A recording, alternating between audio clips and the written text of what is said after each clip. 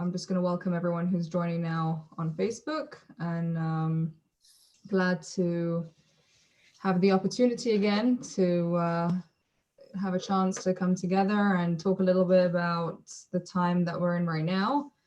And I thought we'll take the chance to look at the Jewish calendar and see what's coming up, and hear about that. And obviously, not just hear something historical, but learn something hopefully that will be meaningful and relevant to us in our lives in general now. So I'll start with a story of a young boy. He grew to be a great scholarly rabbi. He lived probably about 200 years ago in Eastern Europe. When he was a young child, he was a smart child, and living in the place that he lived at the time that he lived in, for him, a delicacy or a treat was an apple. And one day he wanted an apple very, very much as a young child. He was asking his father repeatedly, "Can I have the apple? Can I have the apple? Can I have the apple?" And his father didn't want to give it to him for whatever reason. Until the child came up with an idea. He made the blessing on the apple. He said the full blessing, Baruch atah Hashem, Borei pri ha'etz, and then the father had no choice but to give him the apple because he didn't want his son to make the blessing in vain. So that's a nice story about the wit of a young child, but I want to use it as an analogy for our relationship with God, because there are obviously times that we turn to God, we ask him for things, we pray to him, we give thanks as well, but I'm just going to put this question out to you and ask you, do you think it's possible for us as human beings? Obviously there's not a comparison between us created beings and God, the creator of the world. Is it possible in any way for us to, so to say, force God's hand somehow? Do you think that could be or should be within our reach, or do you think that sounds like something that's impossible?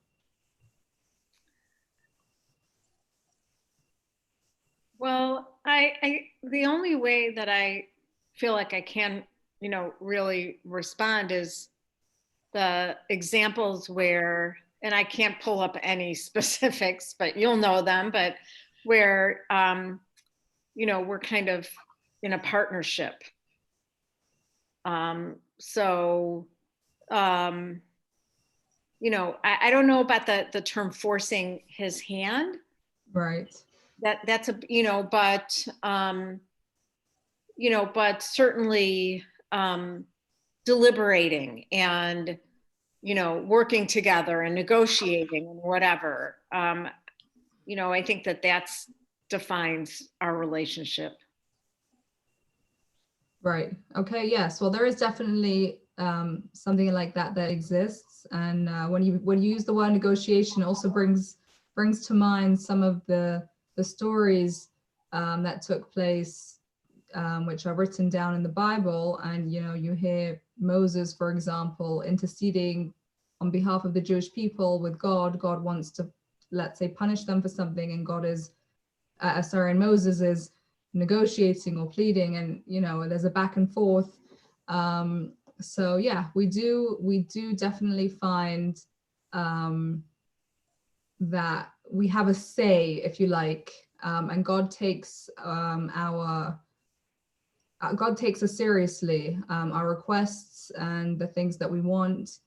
So we're going to look at a minor holiday that's coming up on Friday, which is called Pesach Sheni, the second Passover.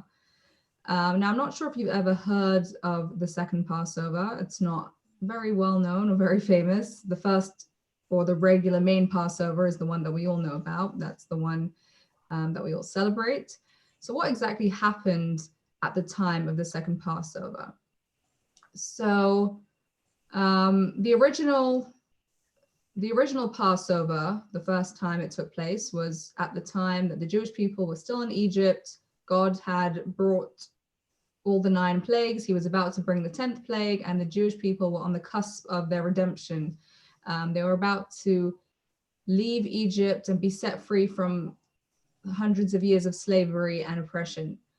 And as they were getting ready to do this, God instructed them to bring a sacrificial lamb, the Pesach lamb, as a sacrifice. And the night that they ate the lamb, and they also had to spread some of the blood on the doorposts of their homes, that was the night that God smote the Egyptian firstborns, and killed every Egyptian firstborn. And the blood was supposed to be a symbol of a Jewish home, and then those were the homes that God passed over, which is one of the reasons why Passover has its name, and did not harm any of the firstborns in the Jewish homes. Anyway, obviously the next morning, Egypt was in absolute terror and were begging and pleading and rushing the Jews to leave Egypt as fast as possible when they saw that they were in such danger. So the year following that, the Jewish people are now in the desert, and they're making their way to the land of Israel. And the month of Nisan, the anniversary of the leaving of Egypt, is coming, and God instructs the Jewish people again to bring the Pesach sacrifice once again. Now, in order to bring a sacrifice in the time of the temple, anytime a Jew needed to be ritually pure. And there are certain things that can cause impurity on a person, mainly coming in contact with a dead body. And there were a number of Jews at the time who were not ritually pure and were therefore not going to be able to bring the Pesach sacrifice. Now, who were these people? They were quite important or well-known people in the community. And hang on, I see Becky's coming in. Hi, Becky. Hi, Becky. Hi, Becky. Do you hear us? Oh, she's on mute, I see. Okay, we'll hear her in a minute. Hi, welcome. Do you hear us? Yes. Okay, great. So glad you joined. Thank you. Sorry. No Lost track. worries. Lost track of time. No problem. Worries.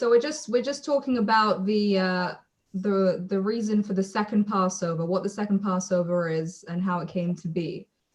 So we're talking about the Jewish people in the desert who are preparing to bring the Pesach sacrifice for the second time, which would be the first time in the desert. And there's a group of people who are unable to bring the sacrifice because they're not ritually pure. And there are a few opinions why they were not pure.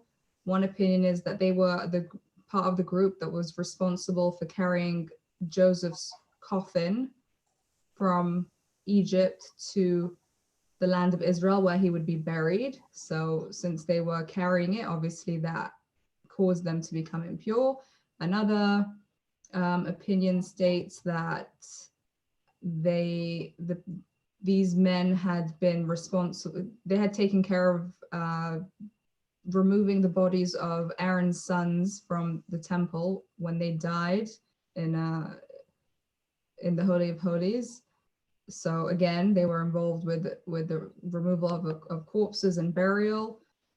So whatever the actual reason is, the bottom line is that they were involved with a dead body. They were not ritually pure, and the time that they needed, it takes 7 days to become pure, that those 7 days would end after Passover had already taken place. So what did this group of people do when the entire Jewish nation is preparing for this very significant occasion commemorating, celebrating the first anniversary of their departure from Egypt and their freedom as a nation, and preparing the Pesach sacrifice. And this group of individuals is being left out of this since they don't meet the requirements for being able to bring a sacrifice. So what did they do? They came along to Moses and they said in quite a well-known statement, Lama Nigara, why should we be left out? They cried out to Moses. They said the entire Jewish people are all being involved and bringing their own Pesach lamb, and we will not be able to do so. We do not want to be left out. So what did Moses do? Moses heard the complaint and he said, you know what, you have a point. Wait here and I'm going to consult with God. I'm going to see what God says. Now, before we continue with the story, I just want to raise the point, the point, which is that really the situation is very clear. This group of people were not required to bring the Pesach sacrifice in the situation that they were in. So really, it wasn't necessary for them to go and ask Moses what they should do. The time came for the Pesach sacrifice. You don't meet the requirements, so you're not obligated to do it right now, and you shouldn't be doing it. So it was a bit unusual that they actually took the initiative and said, no, we're not going to just accept things the way that they are. We really want to take part in this, and we want to take part in this to the extent that we're going to go and lodge a complaint with Moses. So that's something that we're going to address. Now, what does Moses do? Moses doesn't respond to them in this kind of way and say, well, I'm sorry, unfortunately, you're impure. You just won't be able to do it this year. Wait for next year, then you'll have your chance. But he doesn't say that. He says, no, you have a point. Let's ask God. Now, what does God do? God hears Moses' request on behalf of these people, and he says, you know what? I'm going to give them another chance. They won't be able to bring the sacrifice on time with everybody else because they're not going to be pure, and there's no way to change the rules so that they can suddenly become pure. They still have to go through the process. But I'm going to set a date in a month's time. Also the 14th day of the month, but instead of the month of Nisan, it's going to be the month of Iyar, and in that month they will have the opportunity to bring the Pesach sacrifice. So this is really a big deal. I mean, if we look through the Jewish calendar, there's no makeup days for other holidays. There's no makeup day for Rosh Hashanah, for Yom Kippur, for Sukkot. It's at the time that it is, and that's when the holiday is. You celebrate it, and once you've passed it, you move on to whatever the next time is. But God did something very unusual, and he gave them this gift. He said, you know what? I'm going to give you a second chance. I'm going to give you another opportunity. You won't be able to do it now, but in 1 month's time, when you are pure, that will be your special time, and you can bring the Pesach sacrifice exactly the way that it's supposed to be brought.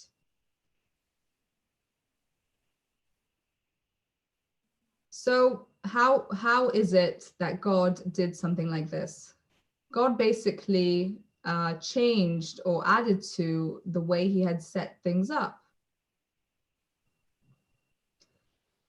So this is something that shows us really the power and the place that we, the Jewish people, have. Whereby if there's something that bothers us to such a degree that we would want to say, we don't want to be left out. We want to be able to take part, even though the circumstances don't seem to allow for us to take part. We so much want to be part of this, we can't just be quiet. We have to say something, we have to try and speak to God, we have to find a way. And there's actually a statement that says, this is also quite a famous one, it's the prayer for God to rebuild the temple, and it starts off, Sheibana Beit HaMikdash, may the holy temple be rebuilt. And it ends with the words, V'ten chalkenu b'toratecha, please give us a portion in your Torah. And this statement is telling us that the Torah that God gave us, yes, he is the one who created it. He thought it's his will, it's his wisdom, but there is a portion in it for each and every one of us, a personal place that we can take. Now, God, he could have said originally, in the first instance, everybody should be bringing the Pesach sacrifice on the original date of Passover. In the event that you cannot, I'm setting up a second opportunity a month later. He didn't do that. He just set it up. There's one Pesach, there's one Passover. This is when you bring your sacrifice. And only after these men made their request, then he incorporated this additional opportunity and this additional holiday. Because he wanted to show us, and he wanted us to realize that when we really want something and we really put ourselves forth like that, he will respond in kind, and he will be able to change things or fulfill things in a certain way to give us the request that we are asking for.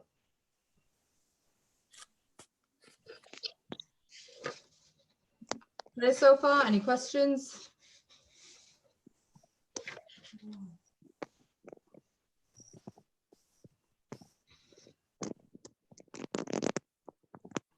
So this kind of thing would become relevant in the following thought process, let's say. You know, there are people who think to themselves, or who say, you know, God is in charge. He decided how things are going to go. He decided that this is what's going to happen. We just have to rely on him, that he's going to make things, you know, go the way that they're supposed to be. We just have to rely on him. We just have to trust him.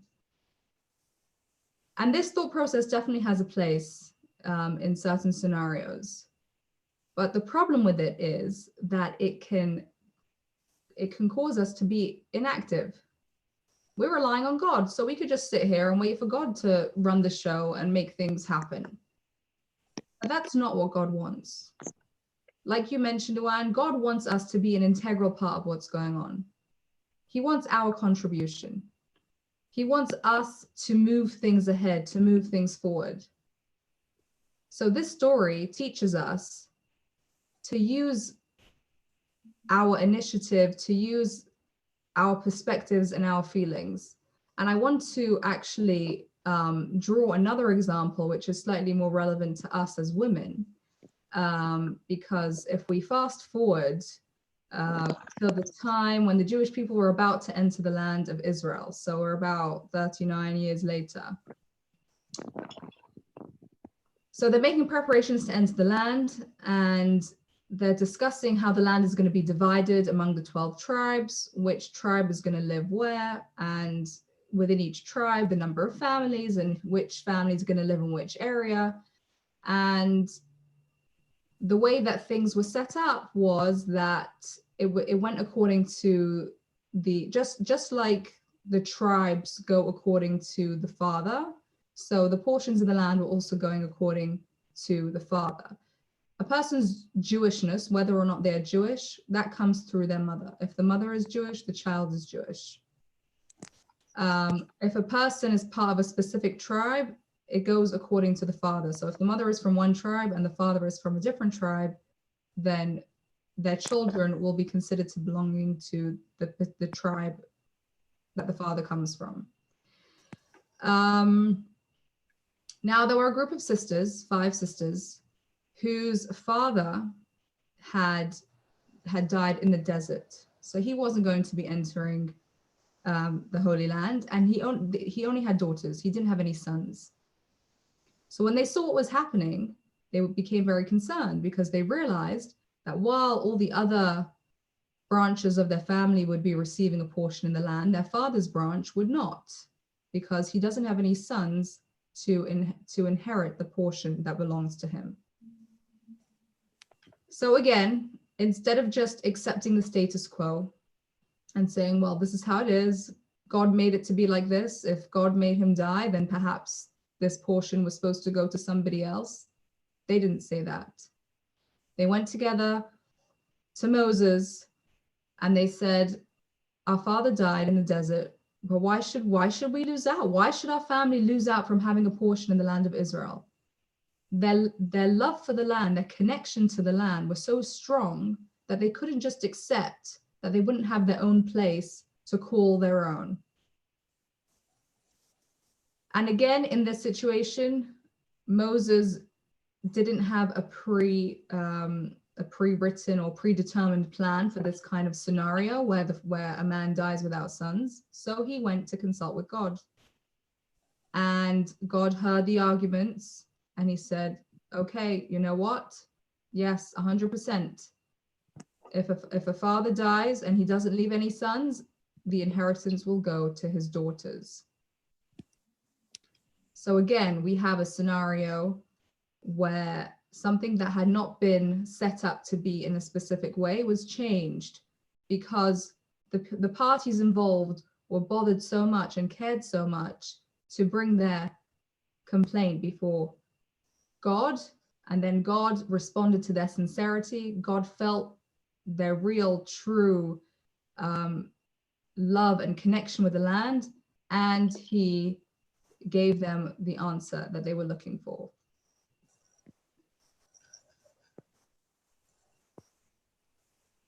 So this is really quite a strong and powerful lesson that we can take from the second Pesach, from Pesach Sheni, the second Passover, where we realize that we really have, our actions really have an impact.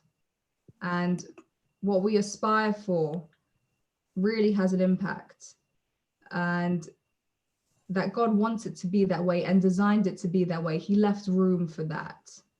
Now, obviously, our desires need to have God's confirmation and approval, let's say. You know, they made the request and God had to grant it. They didn't just go ahead and do whatever they felt like doing.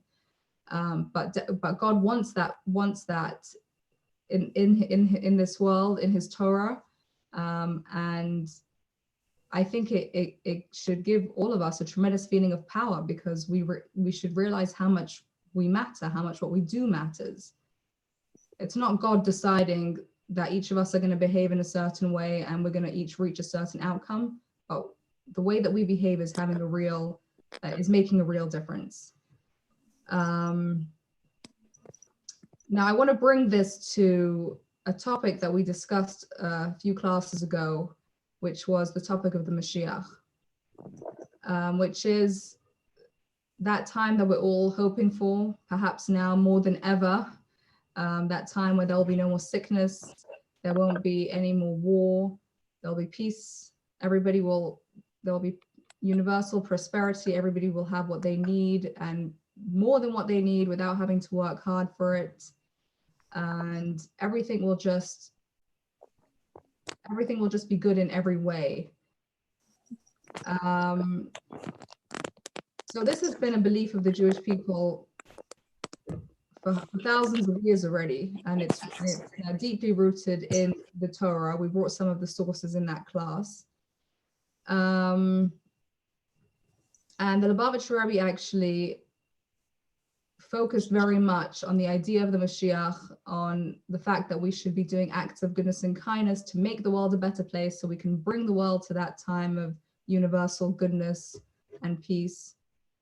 And there were some people who would be asking, you know, God said that there's going to be this time and the time is going to come. Why do we have to work so hard for it to come? Why don't we just, you know, God knows what's best. Let him decide when to bring the Mashiach. Why are we getting so involved in God's calculations?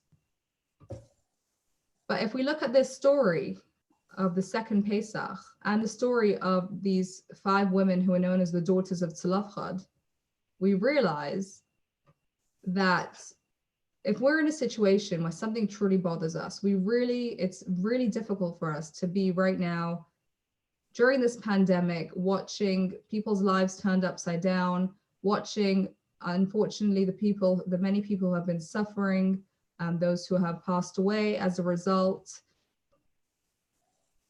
If that kind of situation bothers us, we should be asking, when is the time of the Mashiach coming? We should be trying to do something to make the world kinder, make the world better, to try and tip that scale so that we can reach that point when we won't be in this situation of suffering, of sickness, and of any other types of difficulty or negativity that's going on around the world.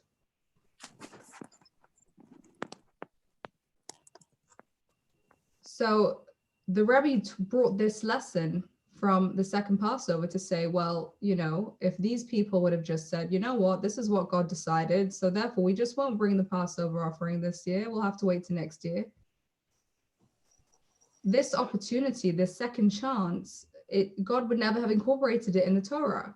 The law that God added about the inheritance being passed on to the daughters when there's no sons, that never would have been added, right? So we have to realize that we do have a place to say, we're not going to accept the continued pain, the continued suffering, but we're able to stand up, we're able to ask, when is that time of the Mashiach coming? When is the world going to be kinder? When is the world going to be better? And not only to ask about it, but to actually do something to make the world better, to make our surroundings a bit brighter and a bit kinder, so that we can take part in coming to that time.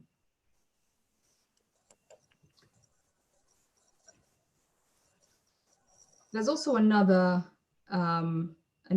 point and another wonderful lesson that we learn from this holiday of the second Passover, which is relevant to everybody, even right now when there's no temple, we're not bringing the Passover sacrifice. We didn't bring it by the first Passover. But this idea that it's never too late, there's always another chance. It's not that we've messed up and that's it, it's just too bad. We know that in Judaism, we don't look at things that way, right? We know that even if there's something that we've done wrong or something that we regret, or even not something that we've done wrong, but an opportunity that was missed that we would like to make up, we always have that opportunity to make it, to correct it, to make it good, and to transform what might seem like something negative. So I just would like to show you a text to bring that out a little more. Let me see if I can share the screen over here.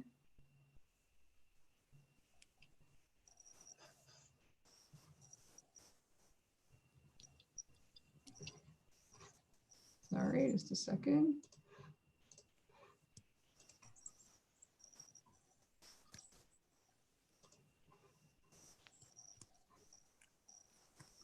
Okay, so if you look at this short text, this is something that was written by the Rebbe. It says the theme of Pesach Sheni, which is the second Pesach, is that it is never too late. It is always possible to put things right. Even if one was tameh, ritually impure, which is what we discussed, or one was far away, and even in the case of lachem, when this impurity, etc., was deliberate, nonetheless, he can correct it. So this is really quite amazing, actually, because what it's saying is not only if we made a mistake and we messed up, or we didn't realize the opportunity was passing, so we didn't grab it with both hands, but actually, if we purposefully didn't do what we were supposed to do, right? If it was deliberate, if we put ourselves in a situation where we were not able to bring the Passover sacrifice or whatever opportunity it is that we missed, if we caused it to happen, it doesn't matter. We still have that second chance. We still are always able to transform and turn around whatever happened and grow from that even more. Possibly even more than if we would never have made the mistake in the first place. I'll bring you an example of a mom who's coming home from work one day and she misses the train that she's supposed to take to her house. And the next train is coming half hour later. And she's very frustrated because she knows that because she's missed the train, she will miss her daughter's bedtime, Her daughter's been waiting for her to come home and read her a story, and she's not going to be able to do that because she's missed the train. So she really regrets that she didn't make it on time, and she's upset that she's lost out on the opportunity to read her daughter the story. Now, that day's not coming back again. She won't be able to read a story to her daughter again that day, even if she reads one to her daughter the next day. But as she's finally gets on the train and she's getting home, she's thinking about this scenario, and she realizes that what likely would have happened. She would have come home from work after a very long day. Maybe there were some stressful things that happened, exhausted, perhaps very hungry. And she would come home and be anxious to have a chance to wind down, perhaps have something to drink, a good dinner, but she's got to go first and read her daughter the story. So it's sort of an obligation. She's rushing through it. She's not really present. She's not really with her daughter all the way. Now, because she's had the chance to feel the regret,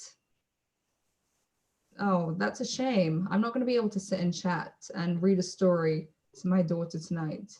We've lost out on that quality time. So she's had a chance to think about how important the quality time is for her to have with her daughter and for her daughter to have with her, and all the wonderful things that it does.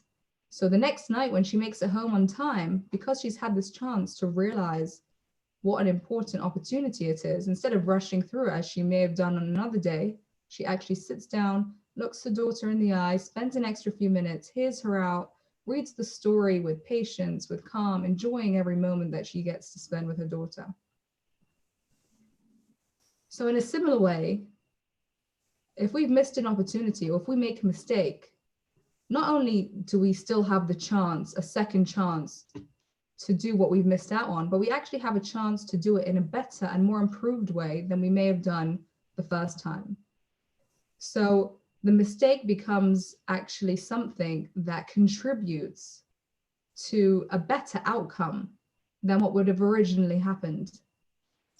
So while we don't look to make mistakes, and we try not to make mistakes, and we try to grab opportunities as they present themselves to us, we should also recognize that as human beings, when we do fail or when we don't perform as well as we would have liked, not to beat ourselves up about it, but to take that regret and to take the realization of what we've missed out on and use it to improve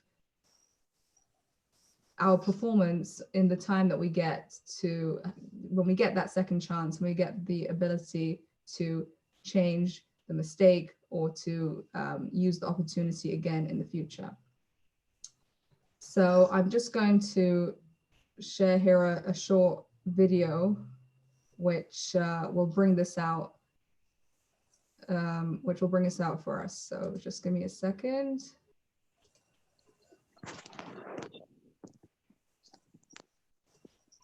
Do you see that on your screens? Yes. Yes. Okay.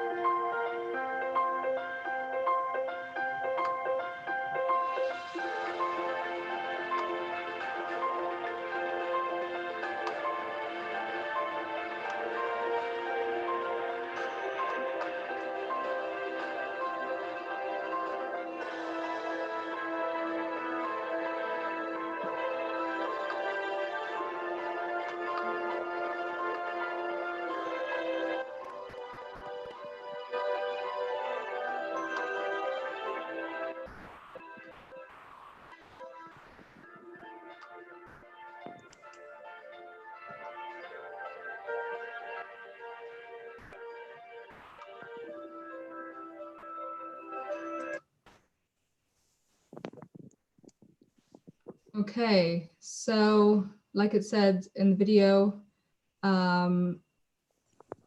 we always are able to come close to God no matter what we think or feel about ourselves.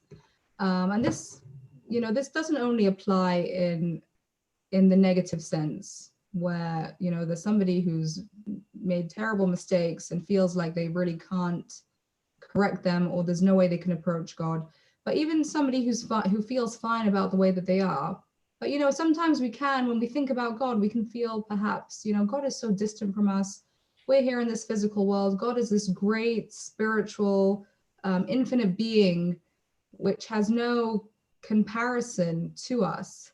And there's sort of no way that we can really, how can we bridge that gap? How can we really connect? How are we able as physical humans able to connect with such a lofty creator? So it's this, but the same idea applies here. We don't have to think of ourselves that way.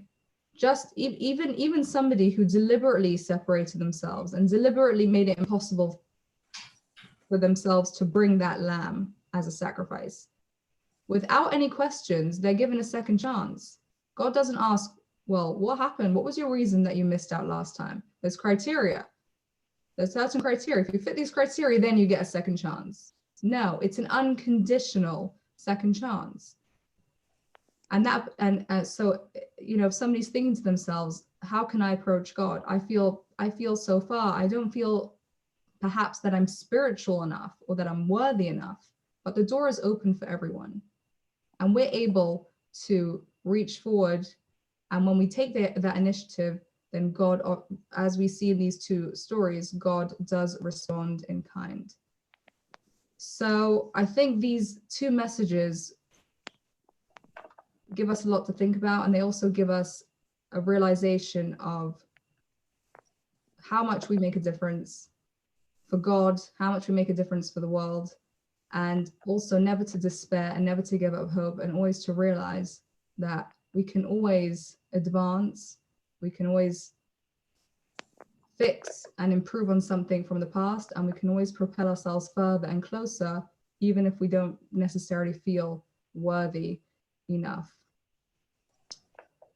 So I hope I've given you something to think about. This holiday takes place on Friday. Now, the practical way that it's celebrated, it's a minor holiday, so it is a regular day. There are those who have the custom to just eat a bit of matzah as a commemoration of this time. And in addition to that, together with all other holidays, in the Jewish calendar, the holidays that we celebrate, they're not just commemorations of something that happened hundreds or thousands of years ago. Yes, the event did take place whenever it took place, and we are commemorating it. However, there is a spiritual energy that comes down into the world on each Jewish holiday, and each one has its own flavor. So the time of Passover is the time of personal and collective freedom. The time of Sukkot is a spiritual energy of joy.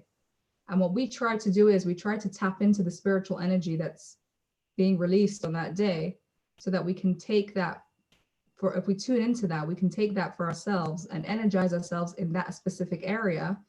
And then we can sort of apply that in our lives going forward and access it each and every day. It's sort of this kind of reservoir that we take hold of on that day, and then we can take from it every day throughout the year as needed. So for the second Passover, for Pesach Sheni, the reservoir is the energy that's being released is one of second chances, is one of our ability to make a difference.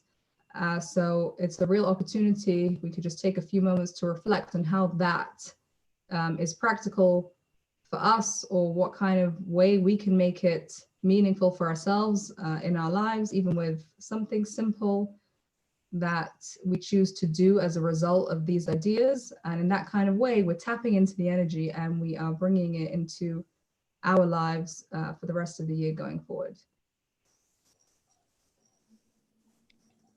So I hope that there's something you can take out of this. We discussed a few ideas. You can take one idea out and try and see how that can make a difference for you.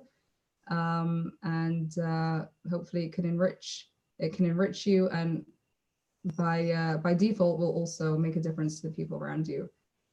So thanks so much for joining me here tonight. Thank you. We will continue next Wednesday again. I'll be in touch with you in advance, and I hope you can join us again. Are there anybody have any questions, any comments on the subject? No, it was wonderful. Yeah. I didn't know about that holiday. Yeah, I didn't either. And even if I did know about it, I would never really understand the meaning of it until you really explained what that is, what it's about, and the energy that's released during that holiday. Right.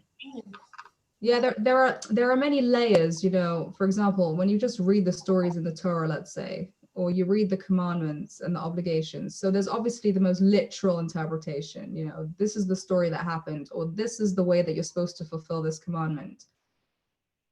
But that's the first layer. Inside that is contained a lot of meaning, and a lot of impact. So it's important to take the time to learn about these things, and even those things that we already know about, when the time comes again, to refresh and review, so that we can be ready for that day that's coming and we can take advantage of it. So that's why we do things like learn a weekly Torah portion, let's say, in advance of a holiday. We study about that holiday, to put us in that frame of mind, so that we take advantage and we don't again, like we said about Passover, we don't miss the opportunity. God's giving us a gift. He's really giving us a gift. So if we just stop and realize what opportunity we have, all these holidays, the minor ones, the major ones, they're these little boosts, because if we just go day by day by day and everything's the same, we all need a bit of extra energy every once in a while to rejuvenate, because things can get a little stagnant and unexciting when you just keep repeating things. So this really refreshes us, and yeah, we if we realize what we have, it's really tremendous. Thank you, Sarah. All right. Thank you. Have a wonderful night. It's good to see you all. I really didn't think we'd still be doing this online, but unfortunately it seems like it might be lasting quite a bit of time longer. So at the very least, we can stay connected like this. Yeah. Which is great. Thank you. All right. Thanks again. Have a good night. We'll be in touch. Good night. Take Stay care. healthy, everybody. Thank you. Yeah, be safe. Bye-bye. Bye.